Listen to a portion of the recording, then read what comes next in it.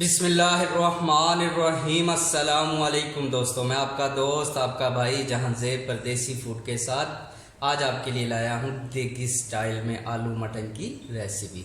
जी हाँ दोस्तों, तो चले दोस्तों, इंग्रेडिएंट्स तो आप देख रहे हैं कि मेरे पास एक मैंने मीडियम साइज़ का प्याज लेके उसे बारीक काट लिया था पहले, फिर उसे मैंने ब्राउन करके रख लिया है। एक चम्मच मेरे पास अदरक लहसुन का पेस्ट है, एक बड़ी इलायची है, एक बादियान का फूल, एक टुकड़ा दालचीनी का, 8 से 10 अदद लौंग है और 8 से 10 अदद ही काली मिर्ची हैं साबुत, और 5 अदद मेरे पास छोटी इलायची हैं, 2 कड़ी पत्ता, 1 अदद टमाटर मैंने लिया, आलू 2 मैंने बारीक काट लिए हैं मीडियम साइज़ में, इस साइज़ में काटने हैं आपने, और आधा किलो मेरे पास मटन है। तो चले दोस्तों, रेसिपी स्टार्ट करते हैं। जी तो दोस्तों, पैन मैंने चूल्हे पे चढ़ा लिया और मैंने इसमें 1.5 कप ऑयल का शामिल किया है, और इसमें सबसे पहले हम ये अपने खुश्क मसाले शामिल करेंगे। खुश्क मसाले डालकर आपने 1 मिनट ऑयल में अच्छी तरह भून लेना है ताकि इनकी स्मेल अच्छी सी प्यारी सी ऑयल में शामिल हो जाए। तो 1 मिनट हो गया मुझे अपने खुश्क मसाले भूनते हुए। अदरक लहसुन का पेस्ट अब मैं इसमें शामिल करूँगा। अदरक लहसुन का पेस्ट डालकर हम इसे मज़ीद 1 मिनट के लिए भून लेंगे।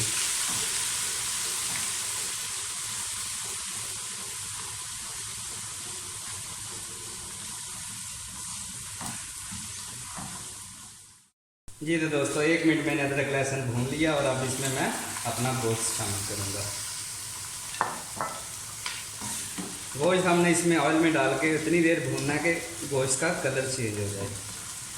ज़्यादा 3-4 मिनट लगेंगे आपको और बहुत अच्छी तरह भून जाएगा।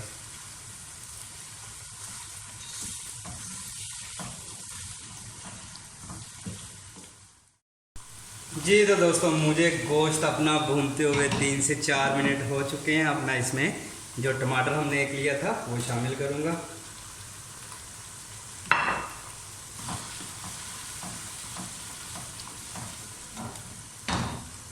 और साथ ही इसमें अपने मिर्च मसाले भी शामिल कर देंगे। 1 टेबल स्पून मेरे पास कश्मीरी लाल मिर्च है, 1/2 टीस्पून मेरे पास हल्दी है, और 1.5 नमक है,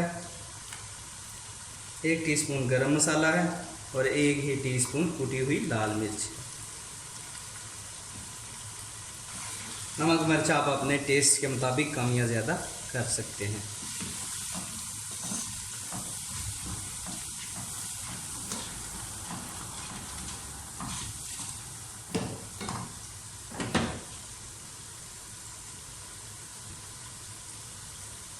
नमक मिर्च डाल के हम 2 से 3 मिनट इसे मज़ीद भून लेंगे ताकि नमक मिर्च हमारा पक जाए अच्छी तरह।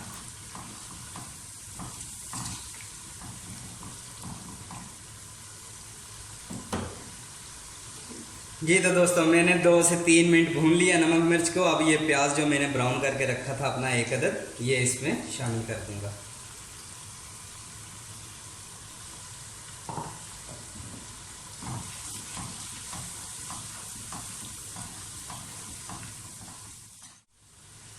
जी तो दोस्तों, 2 से 3 चम्मच मैं इसमें पानी शामिल कर रहा हूँ ताकि जो मैंने प्याज डाले हैं हमारे प्याज अच्छी तरह इसके अंदर क्रश होके शामिल हो जाएं। और इसी स्टेज में हम इसमें दही शामिल करेंगे 100 ग्राम। दही में खट्टा नहीं है, आप एहतियात कीजिएगा कि दही ज़्यादा खट्टा ना हो।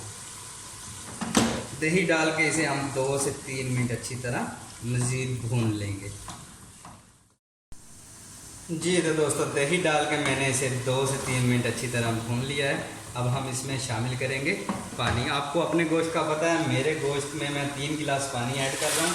आप चेक कर लीजिएगा, 3 डाल के आपने इसे 30 मिनट के बाद चेक कर लेना है। अगर ना गले तो आप इसमें थोड़ा पानी गर्म करके बीच में मज़ीद ऐड कर सकते हैं। तो मिलते हैं इंशाल्लाह 30 मिनट के बाद। जी तो दोस्तों, मुझे आधा घंटा हो चुका है। चेक करते हैं गोश्त अपना गल गया है या नहीं।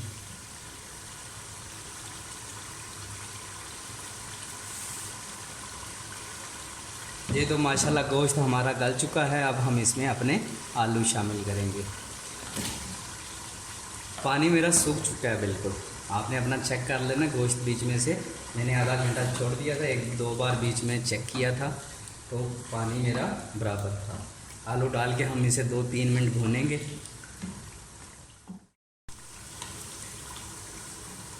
जी तो दोस्तों मैंने 2 से 3 मिनट भून लिया। अब मैं इसमें ग्रेवी के लिए अपना पानी डालूंगा। मैं 2 गिलास डाल रहा हूँ, अगर आपको ज़्यादा चाहिए तो आप ज़्यादा कर सकते हैं। 2 डालूंगा, 1 सूख जाएगा, 1 बच जाएगा और मेरे आलू भी गल जाएंगे अच्छे से।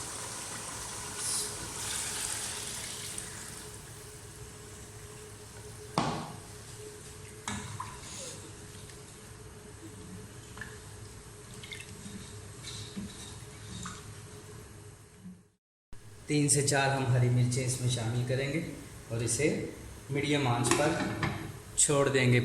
10 से 12 मिनट में हमारे आलू गल जाएंगे।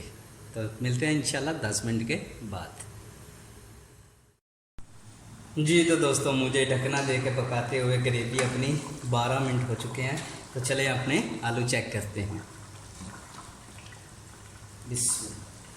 माशाल्लाह जी आलू हमारे गल चुके हैं। ज़्यादा नरम आपने नहीं करने, वरना ग्रेवी आपकी ख़राब हो जाएगी। तो फ्लेम करते हैं नीचे से बंद। थोड़ा सा धनिया इसमें डाल देंगे हम और 1/2 टीस्पून गरम मसाला।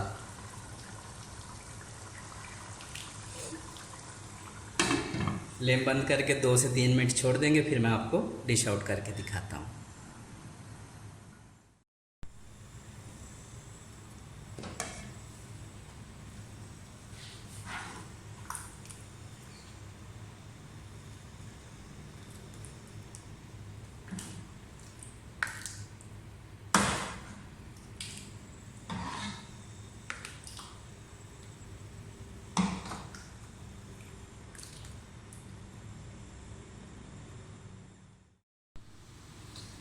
जी तो दोस्तों हमारा मज़ेदार सा आलू गोश्त तैयार है, देगी स्टाइल में, शादियों वाला।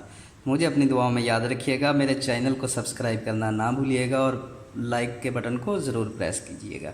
अल्लाह नेगेबान।